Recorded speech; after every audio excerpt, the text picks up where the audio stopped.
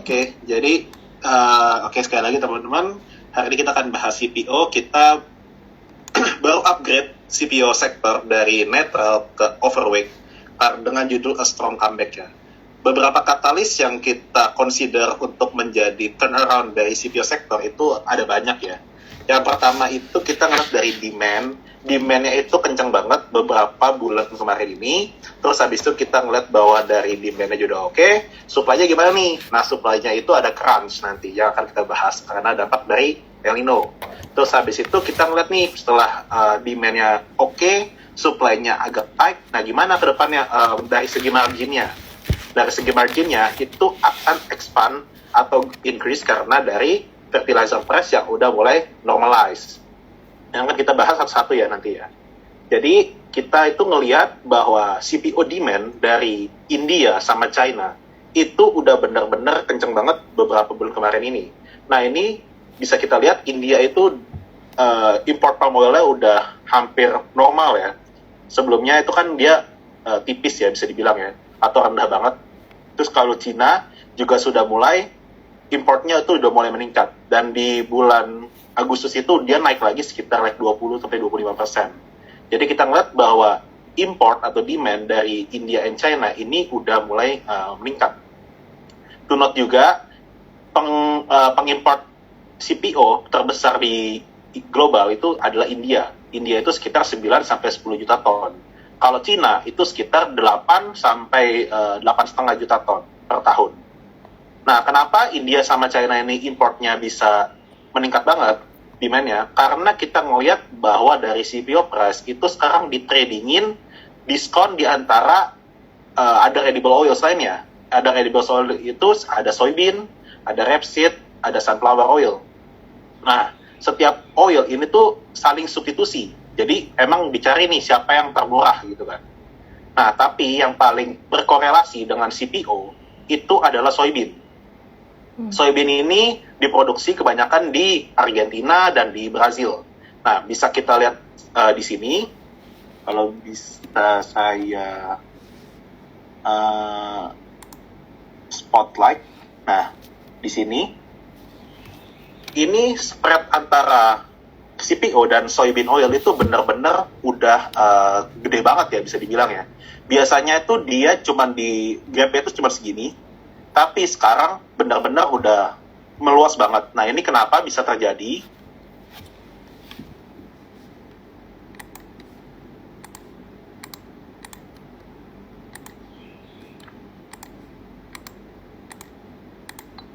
Nah, ini kalau kita lihat kenapa bisa soybeannya naik tapi CPO-nya turun.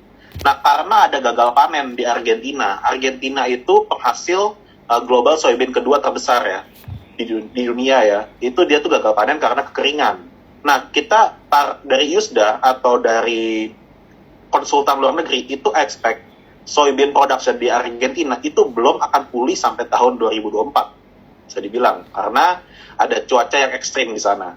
Nah, tapi ketika soybean supply-nya udah turun nih, tapi kok CPO, kan makanya itu dari itu makanya soybean oil-nya naik. Nah, tapi CPO price kok malah turun. Nah, CPO price itu turun karena dari segi Malaysia itu CPO production-nya itu naik banyak. Bisa kita lihat di chart ini ya, di chart sebelah kanan ya. Nah, pertanyaannya adalah, oke nih, kalau gitu CPO price kapan nih naiknya gitu kan? Padahal gap-nya udah lebar banget. Nah, nanti saya expect itu di bulan November atau di bulan Desember, ketika Malaysia udah umumin kalau dia itu production CPO itu turun. Nah, turunnya kenapa? Karena ada El Nino. Nah, teman-teman, kalau misalkan masih ada yang bingung nih, perbedaan El Nino sama La Nina itu apa? Yang kering yang mana, yang basah yang mana? Nah, jadi El Nino itu kan belakang kata-katanya ada no nih, ya kan? No kan berarti tidak ada hujan. Nah, kalau La Nina, nah ada hujan, gitu aja sebenarnya. Jadi El Nino itu adalah musim kering ya. Nah, kalau untuk ngukur El Nino itu separah apa dampaknya, kita itu pakai Oceanic Nino Index. Ini adalah indikator yang digunakan oleh BMKG atau internasional untuk mengukur seberapa besar sih dampak dari kekeringan atau dari La Nina, atau El Nino atau La Nina. Nah, kita lihat di tahun 2023 itu bisa dilihat dari segi garis Nino Index ya, itu di atas tahun 2019 dan masih di bawah tahun 2015. Jadi gimana nih dampak dari El Nino untuk tahun ini ke CPO Planters ke Indonesia? Nah, kita expect itu mungkin di sekitar tahun 2019 ya. Nah, kalau misalkan kita lihat dari bulan-bulan kemarin, curah hujan di Indonesia itu dari Januari sampai Juni ini masih normal, masih banyak turun hujan, jadi masih aman. Nah, tapi di bulan Juli sampai September itu udah mulai panasnya tuh berasa banget atau kering banget. Bisa kita lihat. Nah, ini ada prediksi BMKG juga di bulan Oktober ini El Nino-nya masih berlanjut. Ini yang cepat-cepat tuh maksudnya itu kering ya. Nah, jadinya kita expect itu El Nino emang akan mempengaruhi CPO production di tahun depan. Sebelumnya juga kalau dampak dari El Nino dan La Nina itu efeknya akan lagging ya. Akan lagging sekitar 6 bulan. Jadi efeknya tuh baru berasa 6 bulan berikutnya. Nah, itu kan dari bulan Juli kan curah hujan sudah mulai rendah ya kan. Makanya saya expect itu di bulan November atau di Desember itu CPO production di Indonesia dan Malaysia itu sudah mulai weakening, bisa dibilang. Nah, kalau kita berkaca sama dampak-dampak atau secara historical El Nino itu gimana? Nih, kalau bisa kita lihat dari El Nino yang paling kuat di tahun 2015 itu benar-benar dari Sabang sampai Merauke, dari Papua itu sampai ke Aceh itu benar-benar coklat banget ya, atau curah hujannya itu benar-benar nggak ada gitu bisa dibilang. Dan di tahun 2012 itu ditandai dengan adanya banyak kebakaran hutan. Bisa dibilang ada sekitar 5 atau 7 hutan itu kebakaran. Jadi FFB production di CPO Planters itu turun banyak di tahun tersebut. Nah, di tahun 2019 ini kita bisa lihat emang sih kalau bisa kita lihat coklatnya itu nggak sepekat tahun 2012. Nah, tapi di tahun 2019 itu hujan itu masih ada. Kayak misalkan contoh nih di Papua masih ada hijau-hijaunya ya kan. Di Kalimantan bisa kita lihat juga coklat itu masih banyak coklat mudanya. Di Riau itu masih coklat muda gitu kan. Nah, untuk di tahun ini El Nino itu gimana? Kita expect itu ya moderate aja sebenarnya kayak tahun 2019. Dan yang paling kena dari El Nino itu adalah di bagian Sumatera, bisa kita lihat karena itu coklatnya pekat banget. Nah, sedangkan di Kalimantan ini bisa dibilang masih aman-aman aja. Nah, to note juga kemarin saya baru aja ke kebunnya DSMG yang di Kalimantan area. Nah, di sana itu malah masih hujan, jadi masih aman sebenarnya di Kalimantan. Nah, tapi ada tim kita yang ke Riau sama Sumatera, dibilang, wah di sana panas banget, nggak ada hujan amat. Bisa dibilang hujannya itu nggak ada. Jadinya emang perbedaannya signifikan ya antara Kalimantan dan Sumatera ya. Nah, untuk planters mana aja sih yang ada di Kalimantan dan di Sumatera? Nah, untuk planters yang ada di Kalimantan, paling banyak itu ada di DSNG. DSNG itu 100% ada di Kalimantan. Kalau TAPG, dia itu 92% ada di Kalimantan, 8%-nya lagi itu ada di Jambi. Nah, kalau yang paling kena dampak dari El Nino adalah LSIP, menurut saya. Karena LSIP itu bisa dibilang sekitar 90% itu lahan kebunnya itu ada di Sumatera. Kalau Ali, dia itu 37% di Kalimantan, 37% itu ada di Sumatera, dan selebihnya itu widespread ya, ada di Kalimantan dan Sulawesi. Nah, impact-nya separah apa sih terhadap produksi buahnya atau FFB? FFB itu bisa dibilang tandaan buah kosong yang buat memproduksi CPO. Nah, ketika strong El Nino di tahun 2015, itu turun bisa sekitar 9% sampai 38% untuk produksi TBS di tahun berikutnya. Nah, sedangkan di tahun 2019, itu tuh mengurangi 5% sampai 23% di tahun depannya. Nah, jadinya kita expect untuk FFB production CPO di tahun depan, itu bisa kurang sekitar 5% atau bahkan bisa lebih. Terutama dengan planters yang ada di Sumatera area. Nah, jadinya dari sini kita ngeliat bahwa supply CPO di tahun depan itu kita expect akan turun. Dan ini juga sejalan sama GAPI sama MPOB atau Malaysia Palm Oil yang juga bilang mungkin tahun depan itu turun sekitar 5% sampai 10% secara year on year. Nah, selanjutnya dari supply dari yang kedampak dari El Nino, kita juga ngelihat bahwa untuk aging palm tree itu semakin cepat. Nah, buat teman-teman juga yang masih belum familiar sama CPO industry, jadinya kalau misalkan pohon itu semakin tua, semakin produksi buahnya itu semakin sedikit bisa dibilang. Jadi prime age-nya CPO itu dari tahun ke-7 sampai ke tahun ke-15. Nah, di atas tahun ke-15 itu sudah bisa dibilang udah mulai turunnya jauh banget produksi buahnya. Nah, untuk di Indonesia itu average plan-nya itu sekitar 14 sampai 15 tahun sebenarnya. Nah, kalau di Malaysia itu sekitar 16 tahun, sebenarnya bisa lebih. Nah, kenapa kita bilang ini aging plantation makin cepat? Karena minimnya replanting. Ini yang saya ambil contoh dari perusahaan-perusahaan besar ya di Indonesia ya. Ali itu luas kebunnya itu sekitar 250.000 hektar ya kan. Tapi replantingnya itu cuma sekitar 5.500, 5.000 hektar ya kan. Cuma sekian persen dari total kebunnya. Jadinya kurang signifikan bisa dibilang. Terus habis itu LSIP itu dia punya sekitar 110.000 hektar, if I remember. Jadinya, tapi dia itu cuma replanting sekitar 1.500 ya kan. Jadinya kita ngelihat itu replanting activities di Indonesia itu bisa bilang minim. Kenapa minim juga? Karena baik lagi harga CPO itu masih tinggi, masih oke. Kalau misalkan dia babat sekarang, replanting sekarang ya rugi juga gitu dia bilangnya. Nah, tapi teman-teman waktu saya discover ke Sumatera kemarin, itu ada beberapa evidence yang saya temukan, itu ada namanya penyakit ya. Penyakit yang sudah mulai kelihatan, tapi ini bisa dibilang tuh belum begitu berdampak sebenarnya. Tapi ini cuman buat aware aja. Jadi itu ada namanya penyakit namanya Ganoderma. Ganoderma ini bisa dibilang itu penyakit yang tumbuh di akar pohon sawit. Nah, ini terjadi kenapa? Karena adalah penggunaan pupuk yang kekurangan atau kelebihan, yang tidak dosisnya itu tidak tepat. Nah, yang banyak terdapat penyakit ini adalah di daerah Sumatera. Nah, kenapa sih di daerah Sumatera? Karena daerah Sumatera itu bisa dibilang tanahnya itu ditanamin sawit itu udah lama banget. Dari tahun 1800-an sampai udah 3 generasi lah. Satu generasi itu sekitar 40-50 tahun.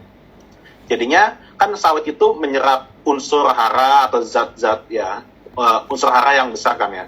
Kan mereka berarti kan harus pupuk terus kan. Dan kalau pupuknya itu nggak efektif atau dosisnya nggak tepat ya lama-lama ya muncullah penyakit ini bisa dibilang.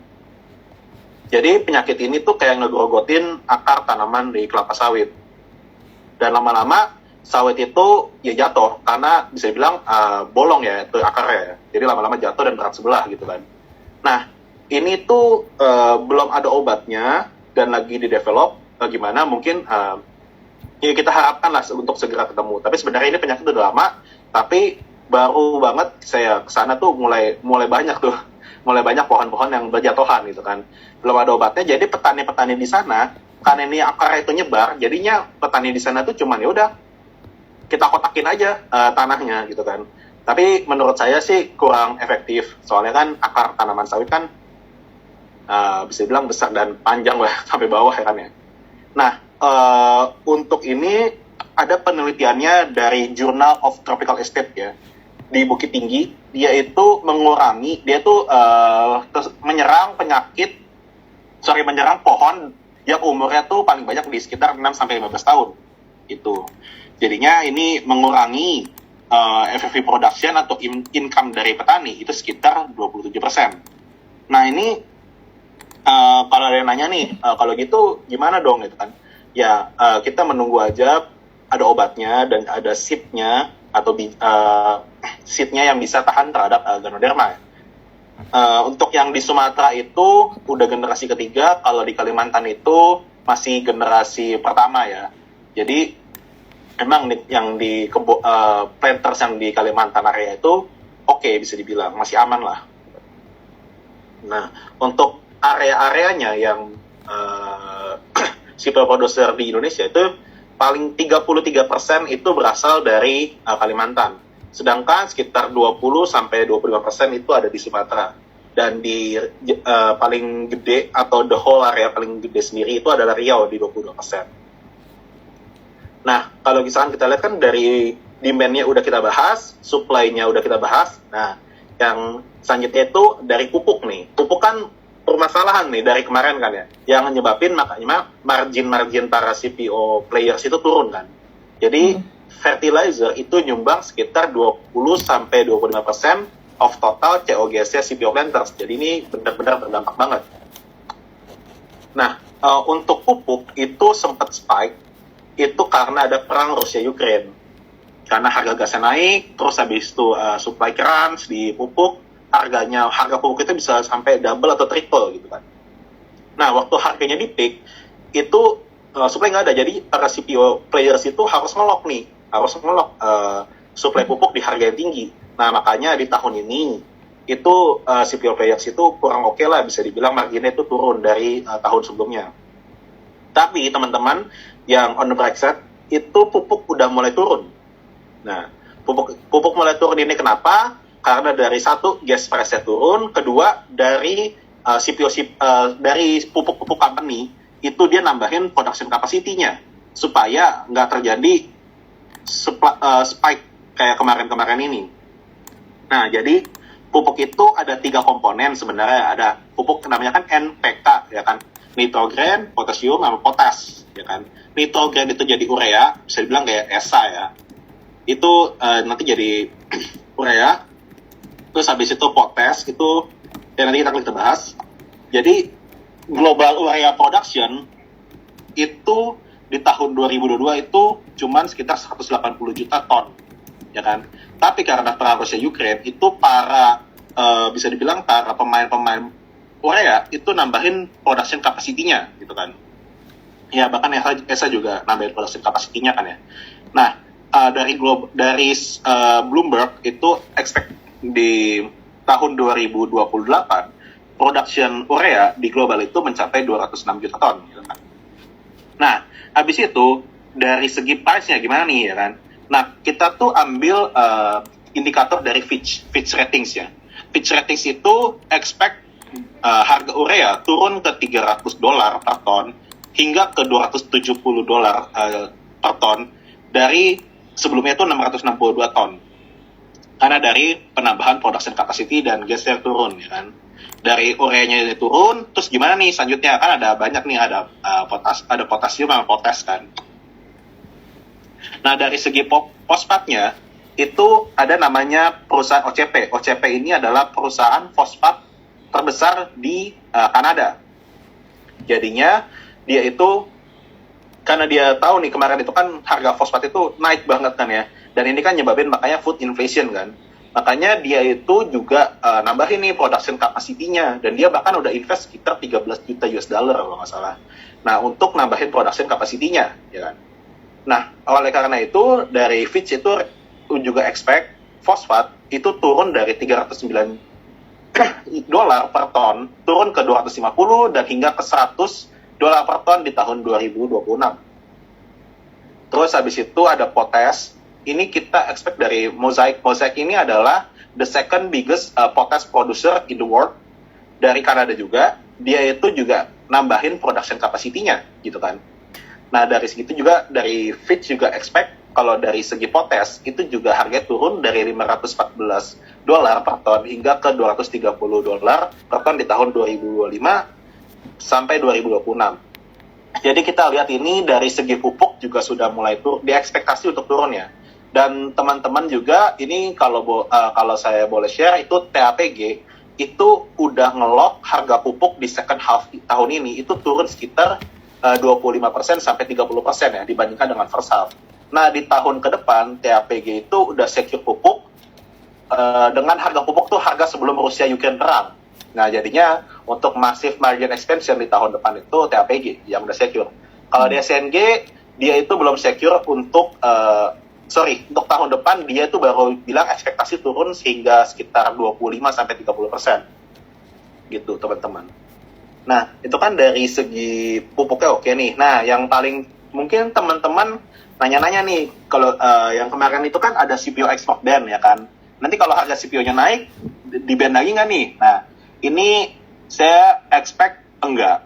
Karena si pemerintah itu udah launching namanya tracking system namanya Simira 2.0.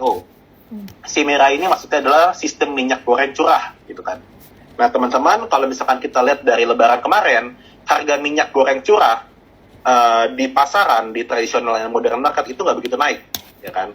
Biasanya itu naik sekitar 5% sampai 10%. Nah ini nggak naik. Nah ini kenapa? Karena adanya program pemerintah, yaitu minyak kita, dan adanya Simira 2.0. Minyak kita itu adalah minyak subsidi dari pemerintah yang dijual di pasaran dengan harga 15.500 per kilo atau 14.000 per liter.